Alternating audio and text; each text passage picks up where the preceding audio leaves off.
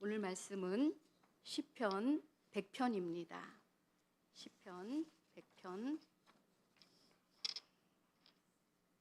1절부터 5절까지 말씀을 우리 함께 합독하겠습니다. 시작.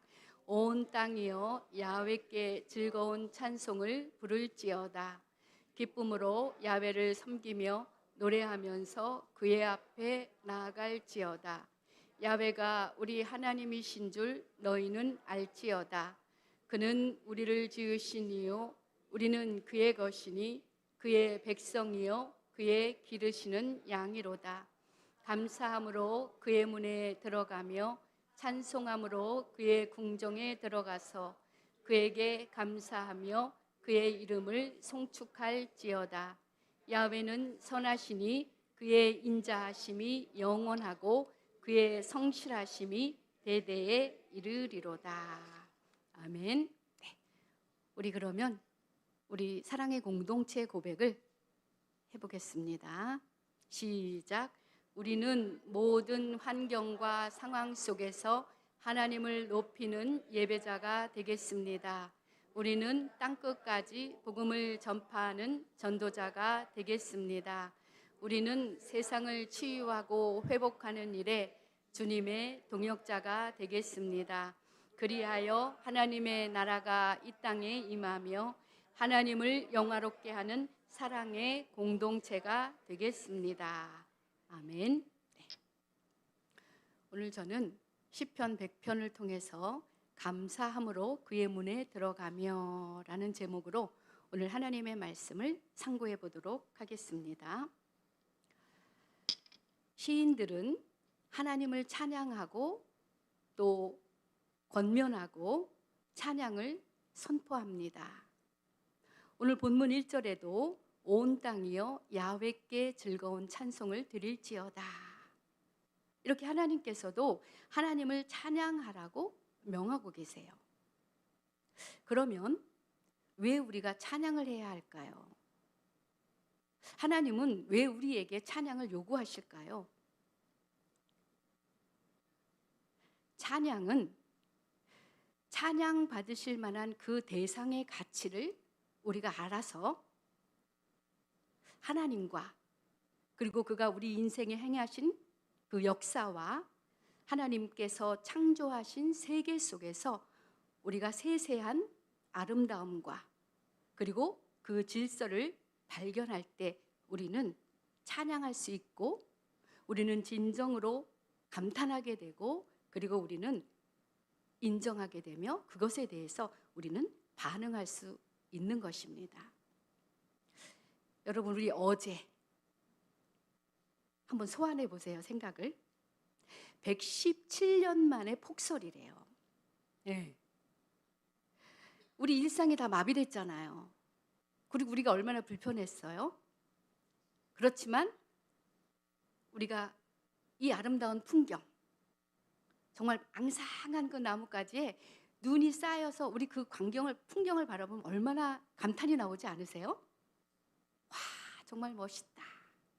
아마 여러분 감탄하셨을 거예요. 네. 또 맛집에 가면 맛있는 거 먹으면 와, 맛있다. 정말 맛있다. 감탄이 나왔잖아요. 또 얼마 전에는 우리 몇몇 분들과 함께 이제 저기 태천에 가면 칸티의 마을이라고 아주 예쁜 찻집이 있어요. 거기 구석구석마다 이렇게 테마의 그 거리를 조성해가 이렇게 골목물만 해놔서 너무 아름다운 거예요. 정말 겨울에 피는 양배추꽃 큰 거 아시죠? 그게 조목만 해갖고 이렇게 심겨 있는데 너무 이뻐요. 그리고 그때는 이제 날씨가 좀 따뜻했어요. 그래서 막 이렇게 언덕진 동산에 꽃이 이렇게 막 피어 있는 거예요. 그래서 그게 좋아한가 하고 만져봤더니 생화예요. 그래서 이게 무슨 꽃인가 하고 검색을 해봤더니 그게 사프란이에요. 우리가 잘 아는. 그걸 보고 와, 너무 예쁘다. 그 구석구석마다 너무너무 예쁜 거예요. 여러분 시간 되시면 한번 가보세요. 너무 좋아요. 또 새로운 신제품, 뭐 냉장고나 뭐 컴퓨터나 자동차 이런 신제품이 나오면 우리는 막 감탄을 하게 돼요. 우리는 이런 것들을 볼 때 정말 자발적으로 우리가 찬양을 하게 되는데 이것은 너무나도 당연한 일이잖아요. 그러나 때가 돼서 꽃이 지고 그리고 아름다운 그 단풍들이 떨어지고 그리고 다른 신제품들이 출시되면은요, 이런 것들은 우리 속에서 자연스럽게 잊혀져요. 이런 것들은 유효기간이 있고 유통기간이 있다는 거예요. 이렇게 유통기한과 유효기간이 있기 때문에 오늘 본문에서는 가장 값진 분 그리고 가장 귀한 분을 오늘 찬양하는 거예요. 하나님은요, 절대로 우리에게서 잊혀지거나 우리에게서 폐기되는 분이 아니잖아요. 하나님은 처음부터 마지막까지 알파와 오메가 되시는 그 하나님은 영원토록 하나님이십니다. 그래서 이 시간에는 우리가 용서받은 죄인임을 깨닫고 오늘 우리는 주님의 긍휼과 그 인자하심을 찬양하는 복된 시간이 되시기를 축복합니다. 그러면 첫 번째로 자연계의 추수는 물론 우리 삶의 추수도 하나님의 조화로운 날씨를 통해서 이루어진다는 거예요. 흔히 우리 생각에는 논밭의 농작물들이 사시사철 좋은 날씨만 유지되면 풍성한 결실을 맺을 것이라고 생각하지만 그러나 그것은 우리 인간의 관점에서의 생각뿐이지 결코 그렇지는 않습니다. 한 농부가 매년 농사를 지어요. 근데 매번 날씨 때문에 애가 타요. 그래서 이것이 싫어서 농부는 날씨를 그 자신의 힘으로 다룰 수 있는 권능을 달라고 신께 기도를 합니다. 신이 그 이야기를 듣고 허락을 해주세요. 이제 그날부터 농부는 신이 나죠. 그래서 환경을 봐서 비가 필요할 것 같으면 비를 흠뻑 내리게 해요. 그리고 햇빛이 필요할 것 같으면 햇빛을 아주 쨍쨍 내리쬐게 하는 등 자신이 상황과 그 환경을 보면서 적절하게 날씨를 다루어서 농사를 잘 지었어요. 어느덧 이제 가을이 되어서 추수할 때가 이르자 농부는 흥분이 됐어요. 그리고 자신이 적절하게 날씨를 다루었으니까 얼마나 추수가 잘 됐을까. 들판으로 달려갔죠. 여러분, 결과는 어찌 되었을까요? 풍성한 추수를 거둬들였을까요? 맞아요. 망했어요. 곡식들이 겉보기에는 아주 괜찮아요. 그런데 알맹이는 다 모조리 쭉정이었다는 사실. 오히려 기존보다 더 망한 거예요. 하나님 말씀은 너는 거센 바람이 곡식의 뿌리를 튼튼하게 해주고 저항력을 길러주는 것을 모르고 있구나. 네가 햇볕과 적당한 비만 원했기 때문에 벼 뿌리가 약해져서 열매로 가져갈 양분이 모자라 너는 쭉정이 숲이 되었단다. 농부는 크게 깨달았습니다. 그리고 다시 신께 그 권능을 가져가 달라고 했다는 이야기가 있죠. 또 여러분 아마 어렸을 적에 보리밭 밟기 해보셨어요? 혹시? 아시죠? 그게 뭔지는? 추운 겨울에는 서리발로 인해서 보리밭의 흙이 얼기도 하고 또 온도가 올라가면 녹기도 하면서 반복되어서 그 땅이 보리밭 땅이 부풀어 오른대요. 그러면 어떻게 되겠어요? 보리 뿌리가 드러나게 되죠. 그러면 그것이 얼거나 녹거나 하면서 또 날이 되면 날이 따뜻할 경우에는 웃자라서 보리가 쓰러지기도 한다는 거예요. 그래서 보리 밟기를 하면 꾹꾹 밟아주면 그 양분이 뿌리에 집중된다는 거예요. 그래서 보리싹 그대로 두면은 80알 정도를 수확을 하지만 그러나 보리 밟기를 꾹꾹 눌러서 해주면 그 뿌리의 양분이 다 가서 5배의 수확을 얻을 수 있다는 거예요. 보리 밟기를 통해서. 이렇게 대자연 속에서 결실하는 모든 농작물들을 보면 때로는 거친 비바람, 또 험한 폭풍 후 혹한을 통과하는 등 그들은 결코 무풍지대에서 수확을 절대로 거둘 수 없다는 거죠. 이 일은 농사일 뿐만 아니라 우리 인생 농사에서도 마찬가지입니다.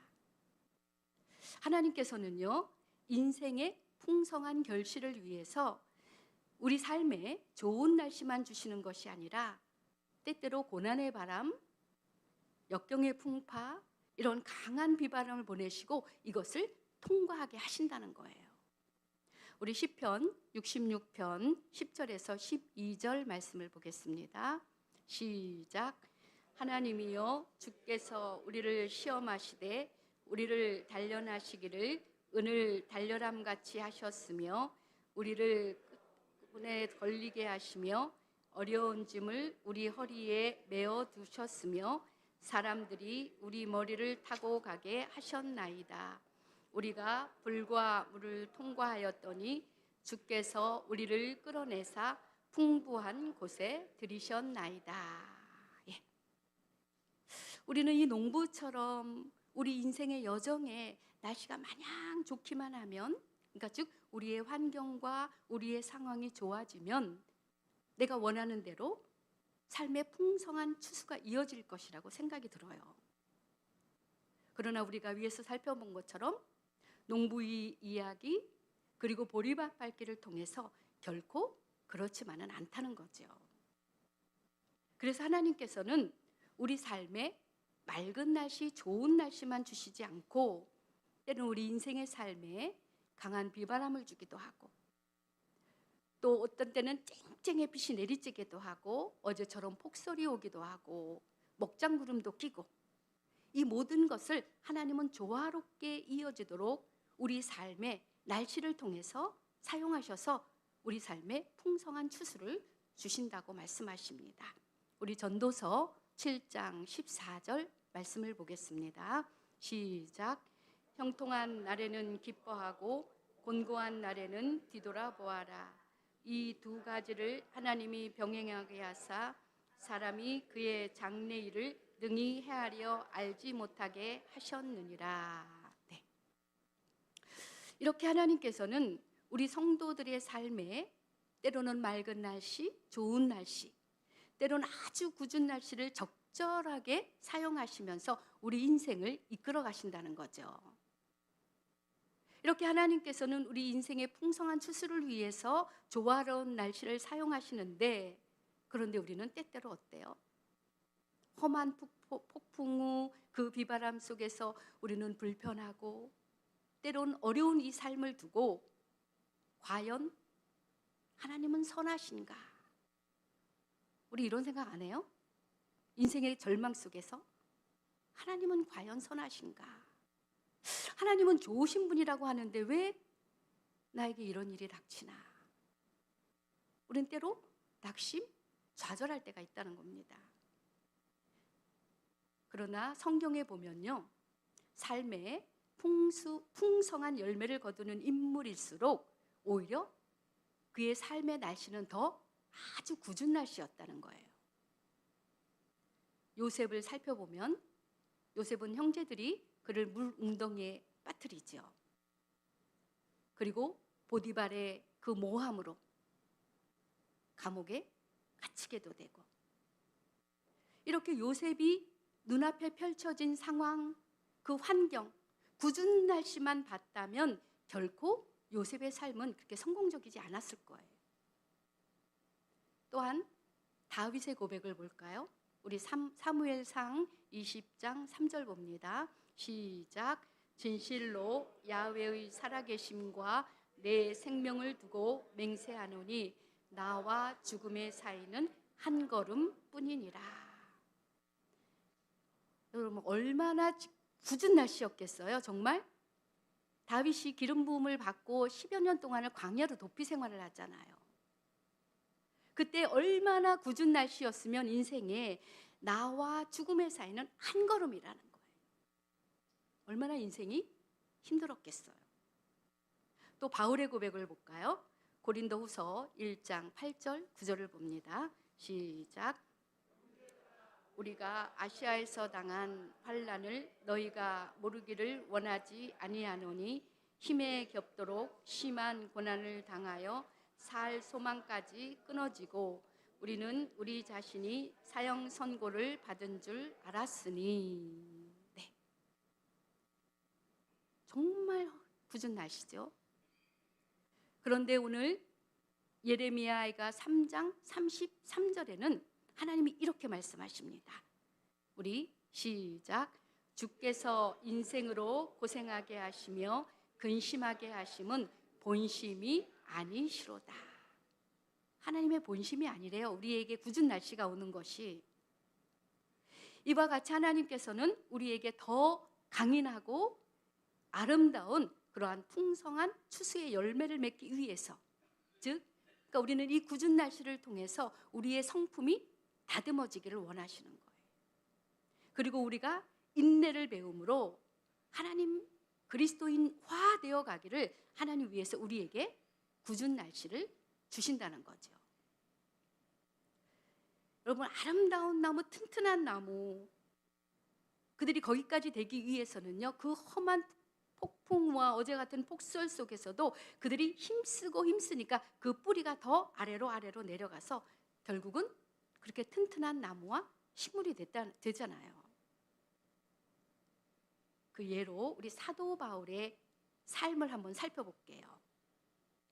고린도후서 12장에 보면 이 사도 바울이 육체의 질병이 있잖아요. 그래서 이 육체의 질병 때문에 하나님께 3번을 아주 간구하잖아요.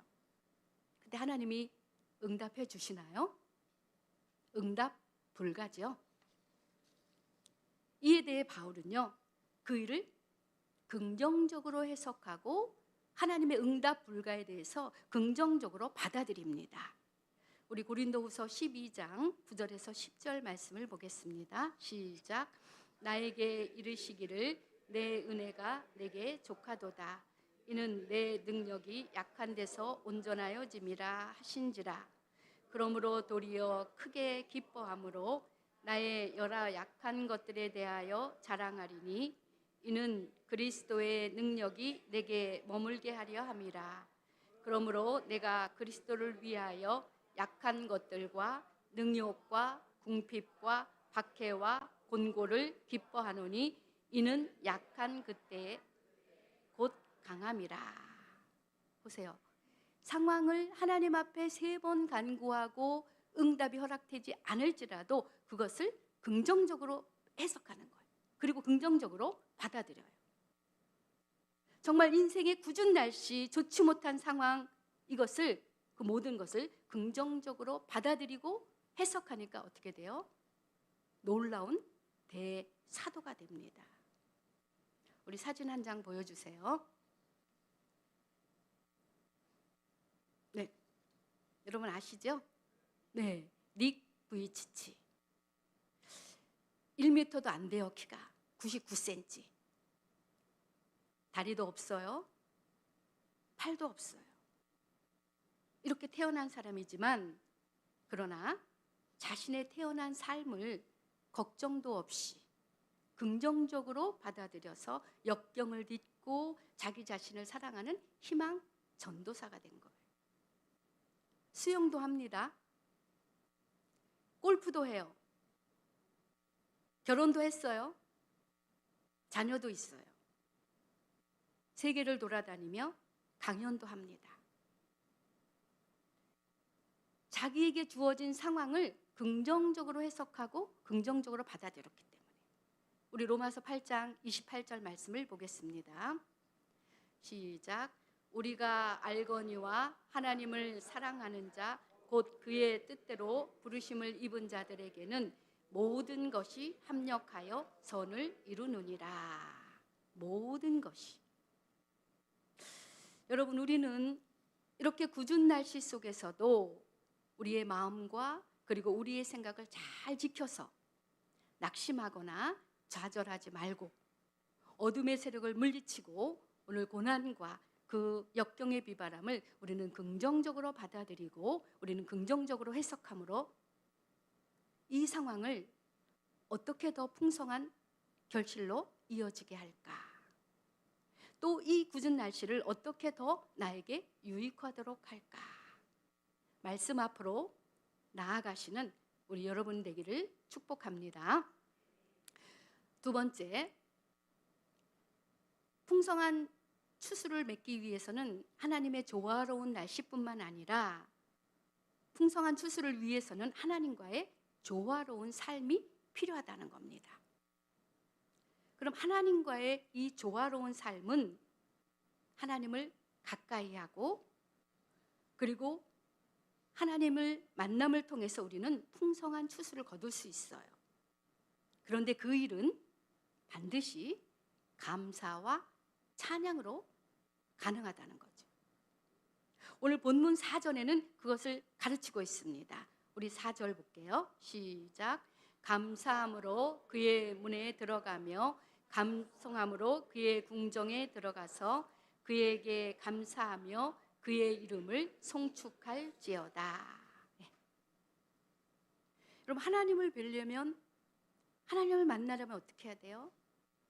문을 통과해야 돼요. 그렇죠? 그 문을 들어가서 그리고 궁정, 하나님이 계신 그곳에 들어가야지만 그분을 만나고 그분을 뵐 수 있다는 거예요. 근데 그렇게 하려면 어떻게 하라고요? 감사와 찬송을 통해서 그 길을, 그 문을 통과할 수 있다는 거예요. 그러므로 우리 여러분, 내 인생의, 내 삶의 여정에 아주 심한 굳은 날씨를 사용하셔서 하나님께서는 우리를 통해서 열매를 맺게 하시는데 우리는 이것에 대해서 감사하고 우리는 찬송하시기를 부탁을 드립니다. 어떠한 상황, 어떠한 환경에서도 우리는 감사와 찬송을 잃지 맙시다. 범사에 감사합시다. 범사에 찬송합시다. 여러분이 잘 아시는 다니엘,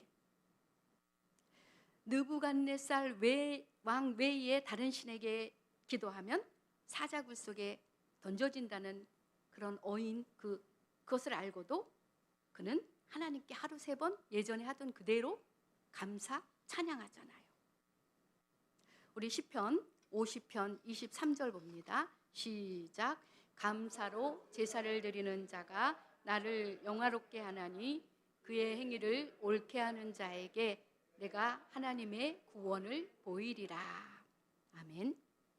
여러분, 그러니까 삶의 추수 이꼴 바로 감사, 찬양. 이 밀접한 관계를 우리 여러분 잊지 마시기를 부탁을 드립니다.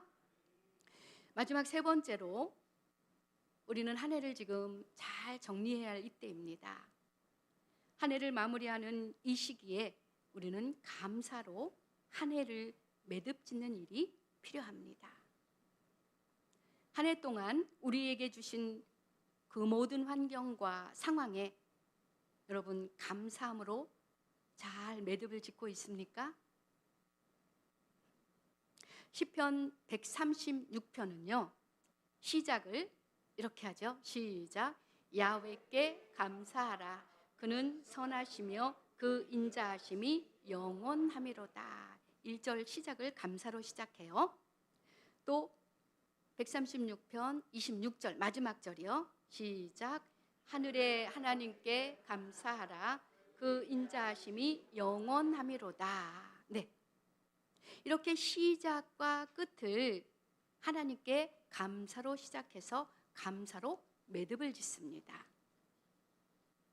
그 안에는 빛을 지으신 하나님, 홍해를 가르신 하나님, 또 대적에게서 구원해 주신 것 등 세세하게 감사거리를 열거하면서 감사드리는 것을 우리는 136편에서 볼 수 있어요. 또 우리 미국의 방송인 오프라 윈프리, 우리 지난주에도 말씀을 들었죠. 그의 인생의 어떠한 굳은 날씨인지 여러분 아실 거예요. 그는 사생아로 태어났고 9살에 사촌 오빠로부터 성폭행을 당해요. 그리고 14살에는 미혼모가 되고 이제 2주 후에는 그 아들이 죽는 정말 어마어마한 궂은 날씨를 당하게 되죠. 그러나 지금 그에 대한 평가는요, 20세기의 가장 부자인 흑인계 미국인으로 뽑혔고요. 미국의 상위 자산가들 첫 번째지고요. 그리고 세계에서 유일한 흑인 억만장자라는 거예요. 그래서 세계에서 가장 영향력 있는 여성으로 불리고 있다는 거죠. 그녀의 매듭은 어떤 것이었을까요?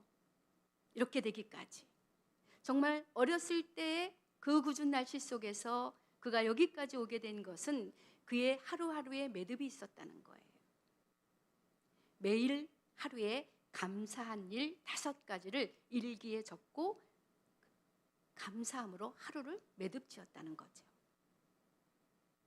여러분, 우리 스스로 우리의 마음과 그리고 우리의 생각을 살펴보고 어떤 그 일에 대해서 매듭이 풀리지는 않았는지 오늘 살펴보시고, 그리고 만약에 풀렸다면 우리는 다시금 감사함으로 단단히 매듭 짓는 삶이 되길 축복합니다.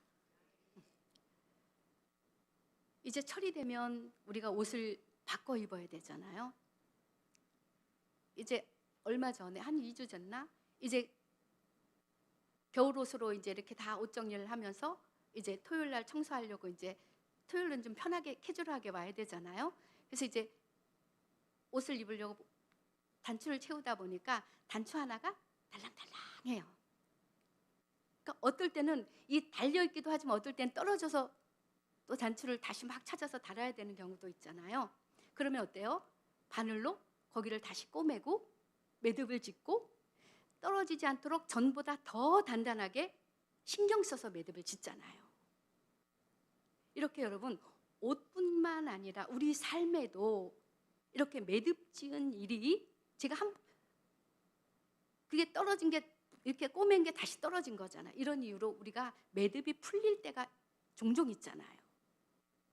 그러면 여러분요, 매듭이 풀렸다는 것은 무슨 뜻일까요?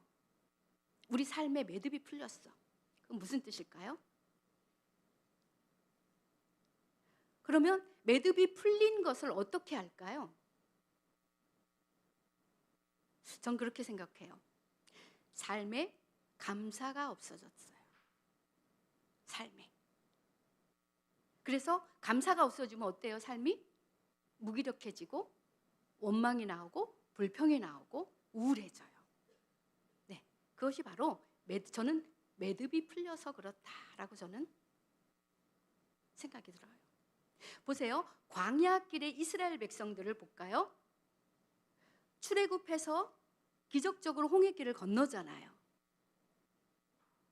그들은 그 애굽 생활에서 벗어난 것에 대해서 감사로 매듭을 지어요. 우리 출애굽기 15장 20절에서 21절 보겠습니다.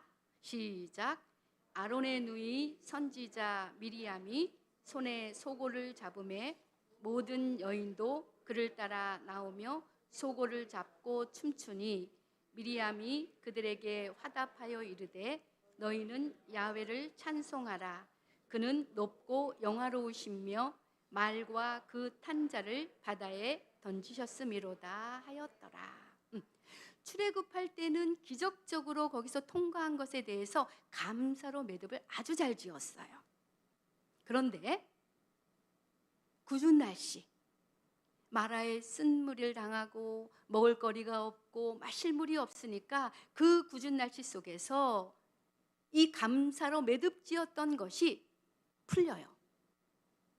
광야 중에 안 좋은 상황, 환경을 만나니까 그들의 매듭이 풀리는 걸 볼 수 있어요. 우리 출애굽기 16장 3절을 봅니다. 시작. 자손이 그들에게 이르되 우리가 애굽 땅에서 고기 가마 곁에 앉아 있던 때와 떡을 배불리 먹던 때에 야훼의 손에 죽었더라면 좋았을 것을 너희가 이 광야로 우리를 인도해 내어 이 온 회중이 줄여 죽게 하는도다. 보세요. 그렇죠? 출애굽을 탈 때는 감사로 매듭을 지었다가 궂은 날씨, 나쁜 상황, 안 좋은 상황이 되니까 그 매듭이 풀려요. 그들은 감사했던 매듭이 결국은 원망 불평함으로 풀릴 때에 바로 다시 매듭을 지었으면 얼마나 좋았을까요? 그러나 그 매듭을 다시 짓지 못해요. 그래서 그들을 향한 하나님의 계획이 결국은 물거품으로 되잖아요. 여러분, 우리 삶에 매듭이 풀리지 않도록 잘 살펴보시기를 부탁을 드립니다. 왜냐하면요, 원수마귀는 우리가 감사로 매듭을 지으면 그 매듭을 풀려고 우리에게 원수마귀는 수시로 우리 곁에 온다는 거죠. 왜? 원수의 목적은 도적질하고 죽이고 멸망시키려 하기 때문에.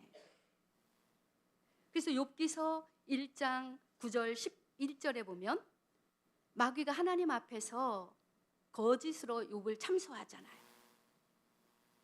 소유물을 쳐봐라. 그러면 욥은 반드시 욕할 것이다. 그러니까 하루아침에 전 재산이 그리고 10자녀가 한꺼번에 잃어버리잖아요. 그러나 욥은 이 연거푸의 고난 속에서, 굳은 날씨 속에서, 이 재난을 잃어가는 이 속에서 감사함으로 잘 매듭을 지어요. 우리 욥기서 1장 21절 22절을 봅니다. 시작. 이르되 내가 모태에서 알몸으로 나왔사온즉 또한 알몸이 그리로 돌아가올지라.